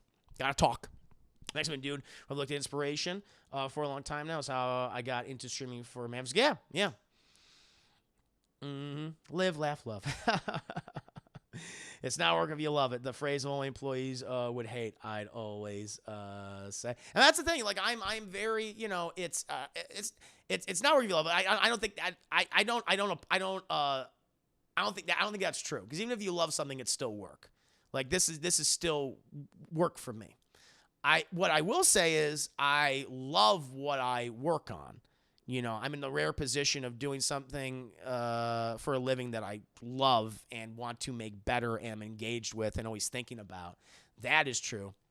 But even with something that is you love, you're going to work no matter what. And sometimes it can be hard. It can be very hard. That's why you're never going to see streaming I fucking hate being... Not going to see me straight I fucking hate being on camera. Yeah, it's just something that that's a big thing. I need something better than a webcam. I just need it. Yes, no, I use a Logitech 1080p camera, web camera, and it is quite good. It's quite good. As you guys can see, it's worked out for me. I haven't really had any issues with it, so I have for 3 years. Might eventually upgrade someday, so we'll see. But that's what I use.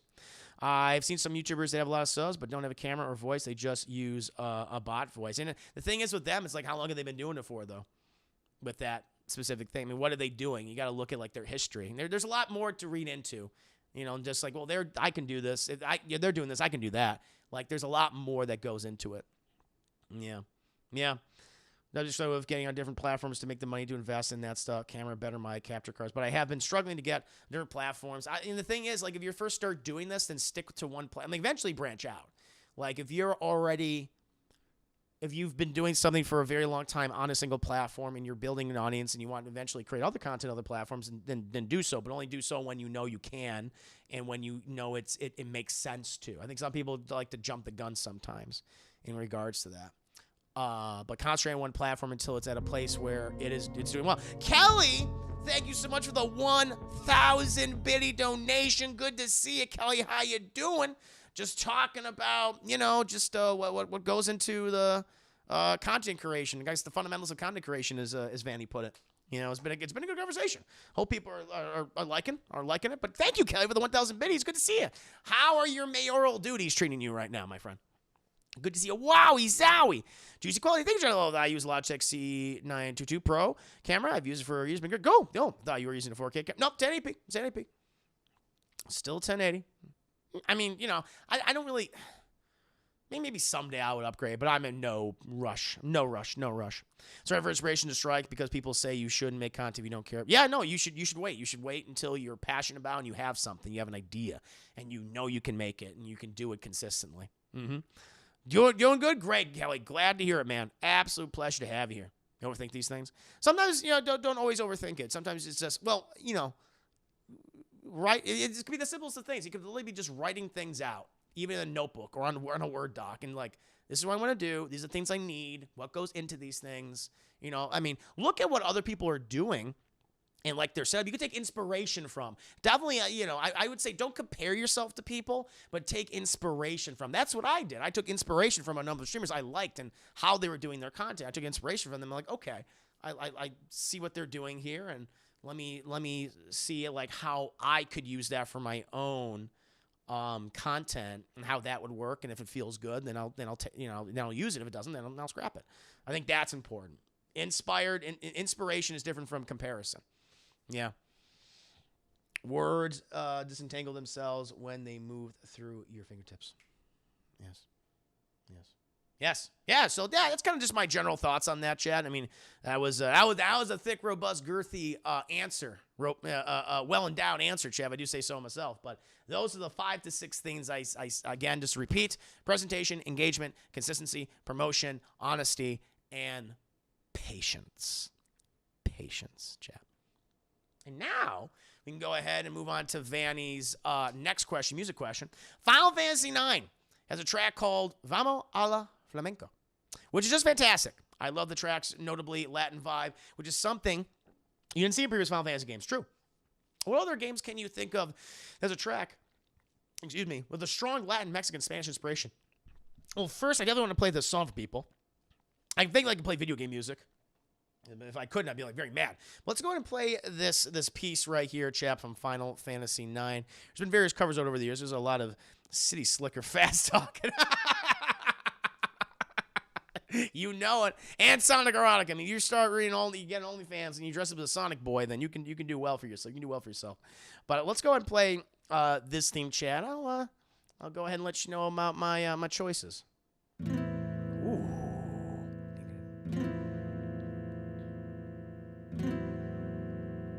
Very nice.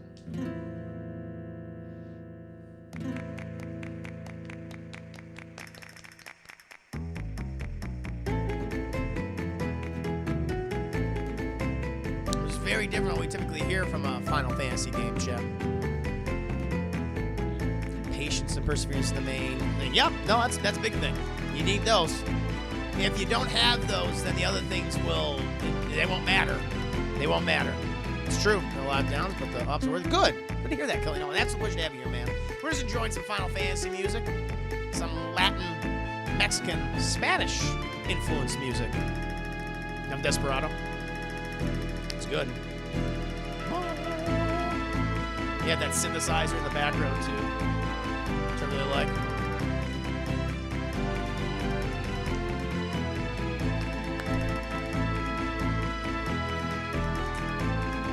Chris, is this Tex-Mex? You goddamn right it is. I love it. Can I eat it?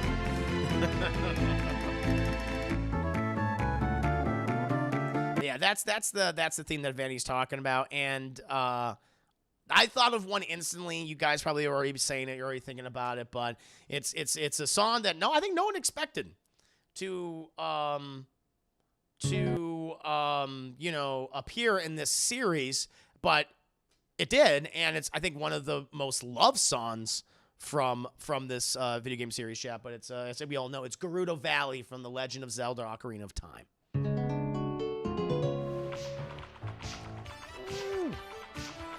Thank you, Epi. Thank you so much for the 500 biddies. God, I love our handsome baby. You're good to see. Oh, Epi, thank you so much. I really appreciate those 500 biddies, good sir. Hope no, I'm glad you like the answer.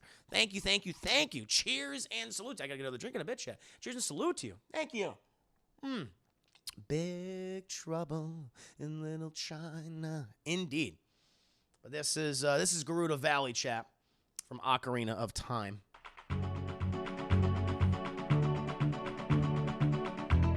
When I first saw this, I was like, whoa. This is an iconic theme.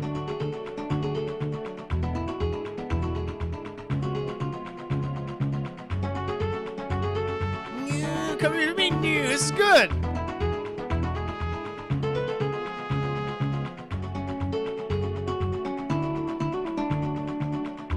Classic track.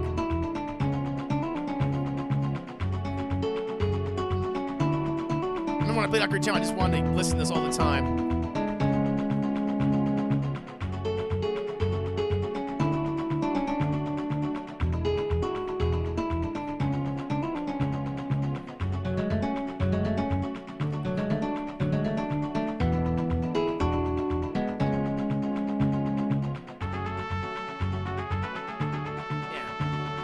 And it goes on, Chad. It goes on. There was another one, and I mean, here I'll post the link in the chat so you guys can listen to it. But Ocarina of Time is a fantastic score. I highly recommend checking that one out right there. There was another one that came to mind immediately just because of the name for it, and it's Guacamelee. Did everyone ever play the 2D platformer Guacamelee? There was also the sequel Guacamelee 2, which I never played. I want to play it someday. I'm a really big fan of Guacamelee. It's a hard 2D platformer, but the songs for that. It's all the entire aesthetic of the game is taken from Mexican culture, and it's beautiful looking. But the score for it is great. And this is just the main theme. No, it's the boss. This is actually the boss theme. This is the boss theme. I really love the boss theme. It's the first song I associate with the game.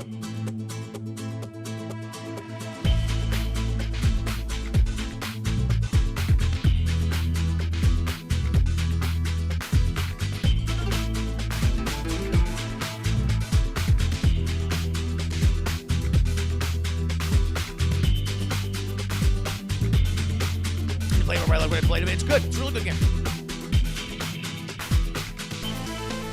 Man, I love this thing. This comes in here.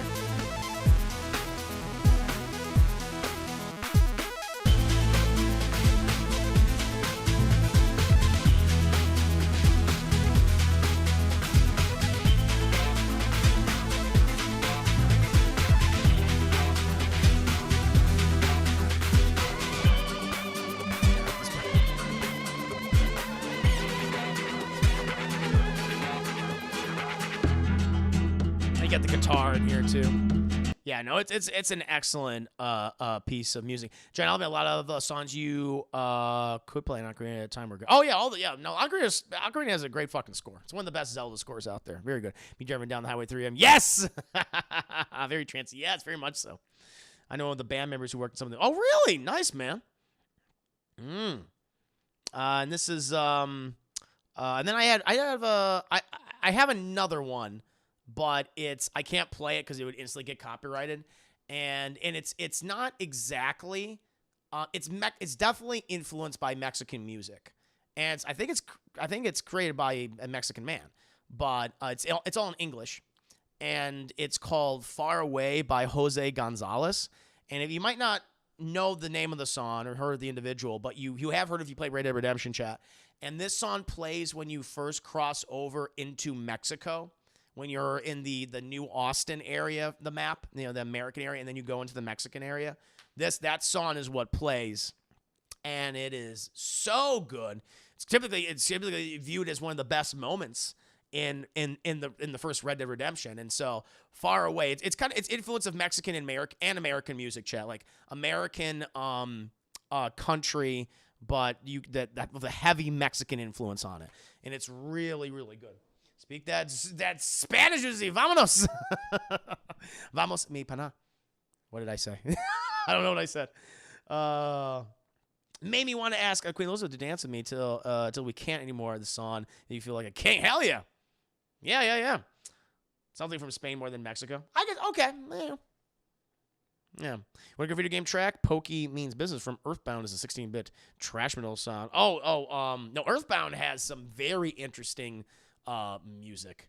Yeah, no, that series always has I was like, oh, this is weird. You wouldn't expect it. But yeah, those are the ones that I instantly thought of. You know, I don't know if you have any other ones that were like Latin inspired, Latin, Mexican, Spanish, anything in particular. I know you spoke Taco Bell. You know, have I ever eaten at, I don't think I've ever eaten at Taco Bell. Did I say this? I don't believe I've ever eaten at Taco Bell. I can't remember. No, I don't think I've ever eaten at Taco Bell before. I've never had Taco Bell, chat, which is not authentic Mexican cuisine, by the way, despite what people might say. I don't think I ever have. No, I don't think I've ever had Taco Bell in my life. Really? Yeah, I don't think I have. No, I don't. Yeah. It'll never look very good to me. No, now that's not to say I didn't have cheap variations of Mexican food. I grew up in, Josh is here, he would know. I grew up in Buffalo, New York, and we had this place called Mighty Taco, which probably was Taco Bell-esque. I had that because that's what my family ever got. We never went to Taco. I don't think I've ever gone to Taco Bell. Yeah, it's great trash food. How dare you? I just never had it. Yeah. Emily, did you ask a question before? Did you want to ask a question? I'll allow it, Emily. You can ask a question. Yeah. You know, I'm just, for the Patreon questions, it's more just, I give them emphasis. I provide them with the robustness. But if you have a question, then you can ask me. That's no problem. I will allow it. Yeah, go ahead. Man, ain't no damn Mexican food in Buffalo. That's what I'm saying. I know. I acknowledge that. It's like Taco Bell is probably it was the local chain, if you will. Yeah. Yeah, you can ask me a question. Feel free to. And actually, you know what? In the meantime, you go ahead and write out that question. Actually, you know what? Yeah, go ahead and write out the question. It's very random. That's fine. You can ask it. Then I'll get to Vanny's last question. It's a video game question. We'll go ahead and I can answer that one. Okay, it'll be a quick answer too. Actually, you know what? I'll go. You type out your answer. This is a quick answer. This is a quick question from Vanny. And if you have time, this one is a bit personal, so understand if you want to skip it. Video game question. Final Fantasy IX, while an absolute gem, is a bit of an emotional history for me. When the game came out, I was in high school back in San Antonio. I just got into college, and as part of the registration process, had to drop off my medical paperwork. In the 90 minute or so, I was gone. Someone had broken into my house and stole most of my stuff, including my PlayStation, memory cards, copy of Final Fantasy IX, which by that point, I was almost done with the third disc and loving. Turns out it was a kid who lived in my subdivision. While the guy was caught and I got the insurance money, I can't help but associate the game with that feeling I had when I came home and noticed someone took all my shit. Thanks for streaming. I've been able to play the game with friends, like a lot of folks on the stream, and get past that feeling. Is there a game that you have mixed reserved feelings about? There's no way the game's fault, but more due to personal circumstances. No, Vanny, thank you for the question. I'm sorry, yeah, you went through that. That is incredibly shitty. I'd be honest with you, nothing came to mind immediately, with me. Where it was like it was a bad moment and that game was somehow I wrapped into a situation that had nothing to do with the game or something, but I still associate that game. I mean, if anything, maybe when I was it's not even then, it's not a big deal. Like, I remember playing certain games when I was sick as a little kid. I remember playing specifically San Andreas, GTA San Andreas, when I was sick with I think I had tuberculosis or something. All right, I had some bronchitis. I think I had bronchitis, something like that. I think I had bronchitis, and I remember playing GTA San Andreas and coughing a lot. I remember that. But there's nothing else that really comes to mind with that. Yeah. I don't know if you guys have like avocados are Italy. I don't know if you guys have like a game that you know, not the game's fault, but you associate with something that happened to you. I don't know what tuberculosis. Yeah, I know, not tuberculosis. That was a bronchitis. I think it was bronchitis. That's what I had. Yeah. Yeah, but that's the only one that off the top of my head I can think of. What was your question, Emily? You have a type, and what is it if you do? I have an type. Oh, okay. You mean like what I'm attracted to? No, I'd be like squish squish. No, I mean, you know, in terms of body, I mean, I am I like curves. I like the thickness, chat. You know that about me. Definitely that. You know. Yeah, I mean like if I have to describe if I like a person like you know like the ideal or something like you know Christina Hendricks type, Kat Dennings type, like that's definitely you know I was like yes, that's kind of my thing. Thick. That's a thick ass Bori. That's definitely it. I mean I would say that. Yeah, you know those are the things I'm pretty attracted to. Make handsome navy blush. Oh, speak your shit, Hermano. Yes, Chris. I prefer someone with an edible butt. There's an ass that you can go, bah! Yeah. I mean, yeah, to be honest, yeah. Definitely. But you guys are, a lot of you already know that. But for those of you that don't, no, I like the curvy girls. So, yeah, the very much the Kat Dennings-esque body types, the Christina Hendricks-esque body types. Yeah, that's kind of my thing. What happened to Kat Dennings? Did we get sick of her? No, I'm not sick of her. I'm not, you know, she's doing well for herself. She's doing, you know, she's getting married. Good for her. She's getting married. 9%'s peen is my type. I understand that. That's America's peen, Naya. Me too, brother. So yeah, that's kind of my thing. That's definitely kind of my thing. Ooh, indeed. Yeah, but no, that's a fine question. You know, I don't mind that big chunk. You goddamn right. It's my favorite version of Bugs Bunny. That big chungus. Indeed. Oh boy, just about them yams, son. You know me. You know what I am. You know all about you. Yeah. Yeah, I've not been shy about sharing that. Oh, you know what? Before we go ahead, actually, before we go ahead and get to this next question, not even a question, it's a reaction. People want me to, I think Osnick is the person who was the next question here. Kelly with another 1,000 biddies. Thank you so much, Kelly. Cheers and salute to you, good sir, for your incredible support coming in there, bringing Chris McCready. Gonna burn his motherfucker down. Good to see you, man. Thank you for the 1,000 biddies, Kelly.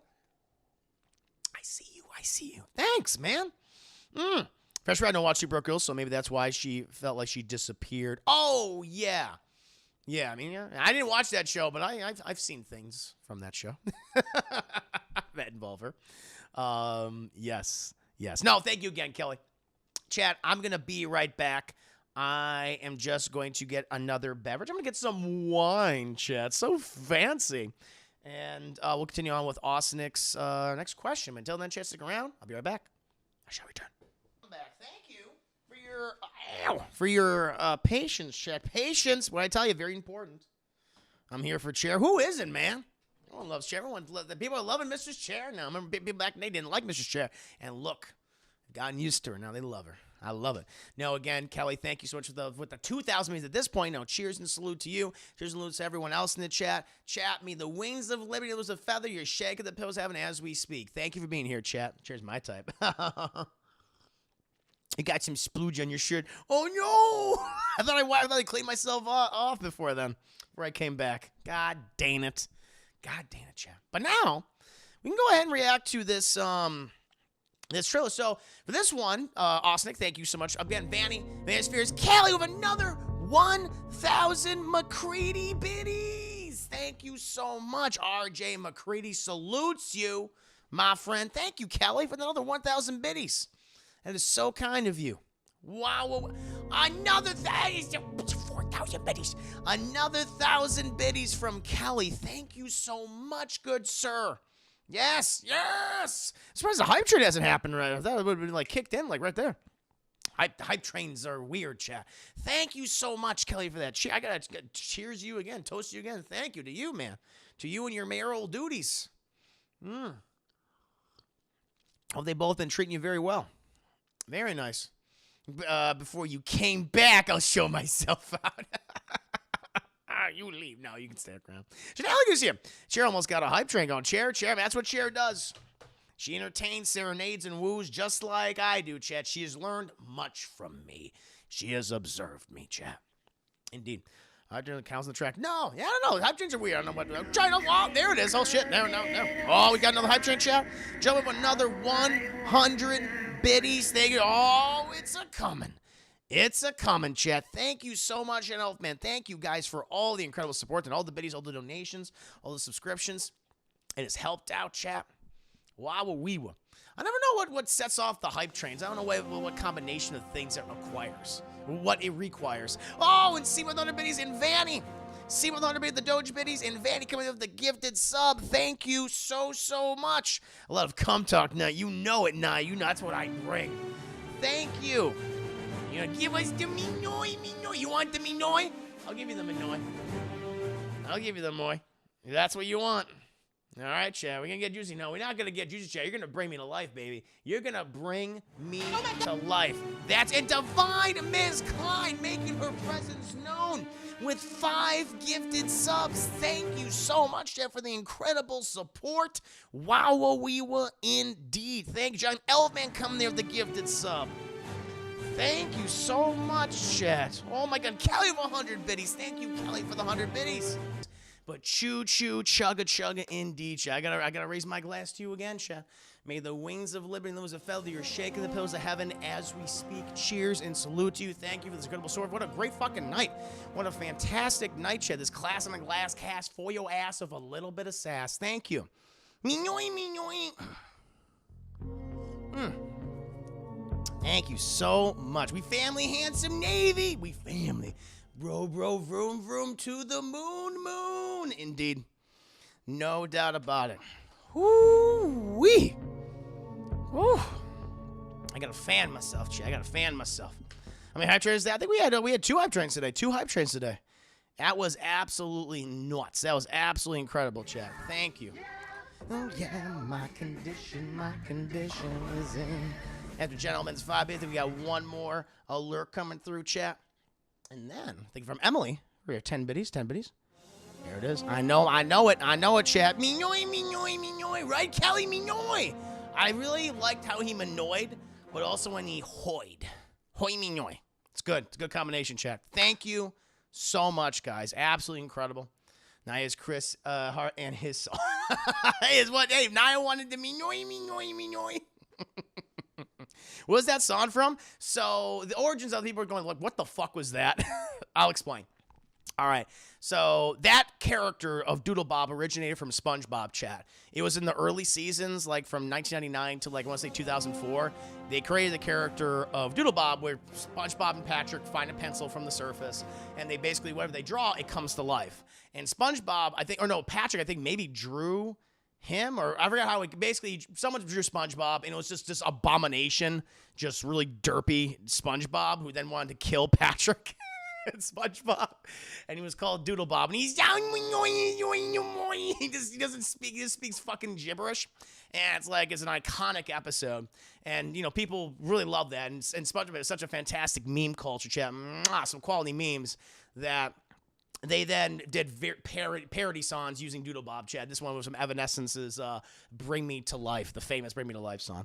And it's so goddamn good. Chris, everything was my business. Have you ever owned 10 People Move Boys? I think I have. Because yeah, I know. We got to do some polls, Chad. We're going to do some polls after Osnick's question. We'll do some polls, and then we'll get into some Knockout City tonight, Chad. That's what we'll do. But this is Osnick's question. Not much of he says not much of a question, but I saw this cute little indie game at Gamescom from Devolver Digital. I think you mean Devolver Digital. I think you will like it. So we're gonna I want to see your reaction. So I didn't even look at this because I want my reaction to be authentic, Chat. And so I've not seen this before. I have no idea what it is. So if this is porn, I'll be very mad because I'll get banned. But Chat, we'll see. So let's go ahead and check this out. I'm very curious what this looks like. Over Digital has made a number of fantastic games. Chat, Enter the Gungeon. One that would be one of their best creations. Published great games. Fall Guys is from them too. Chat, great publisher. Let's go and check this out. I haven't seen these Mongols before. Hello. I have to go back. That's some of that Ghost of Tsushima. I'll be the DLC for that someday. This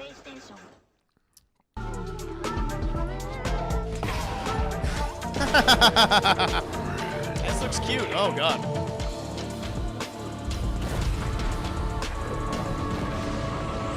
I like the aesthetic. Cult of the Lamb.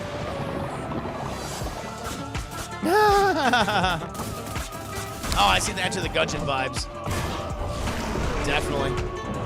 This is a roguelike? This looks like a shepherd your flock.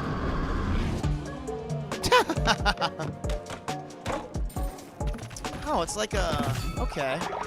Alright, interesting. So it's like a dungeon crawler... I mean, you're a cult... Wow, you create a cult for your false prophets. Interesting. So it's a dungeon crawler kind of, base builder game. Alright. Alright, interesting. Interesting combination.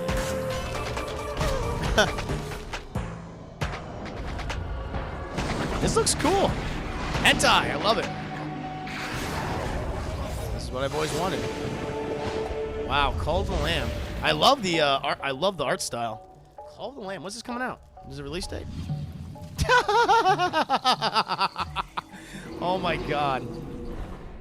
I like it and I want it. All right, I'll definitely let me see if they have a release date for that. That looks awesome. No, thank you, Austin, for saying that. Wait, the Call of the Lamb looks so cute. It looks so gosh dang cute. Let's see when that's coming up. That's that my aesthetic. He wants it. He wants it, precious. Let me go and see. Cult of the Lamb. Yeah, Double Digital, like they have. I mean, you know, their whole catalog is indie games, but it's like indie games that then become they explode in popularity. Cult of the Lamb. Every time I hear Lamb now, I think of that fucking new movie Lamb coming out, chat. That was one of the trailers I saw when I went to go see Candyman. They showed the Halloween Kills trailer and the Lamb trailer. And people in the audience were going, did the guy fuck the lamb? Did the guy fuck that sheep? I love hearing people's reactions. That was pretty funny. Did he fuck the sheep? Is that why there's a sheep abomination? That was pretty funny. Call of the Lamb. When's this coming out? Sending in 2022. So they don't have like a specific release date, but 2022. Okay. Okay. Cool. No, Austin, that looks great. Yeah, if you guys want to send me any, like, if you're subscribed or anything, you don't really have a question, you want to see my reaction to things or trailers or clips or stuff, yeah, feel free to do that. That's totally fine with me. Yeah, I'm glad I didn't watch it ahead of time, and I was nice and surprised. Very, very good. 2022 is Cult of the Lamb. Nice. Yeah, I'll check that game out. That looks fun. It's a cult simulator game, but it's also a dungeon crawler and a base builder, which is interesting. So I like that. Yeah, that's very original. I love the cute aesthetic with mixed with all the Satanism. That's adorable, chat. That's adorable. This is not. It's rated M for mature. No doubt about it. He told that sheep it was time for din-dins. Bah, bah, din-dins. Oh God. Yeah. No, that was adorable. Really, really love that. But that, my friends, is all the questions we have. Class in the Glass Cast chat.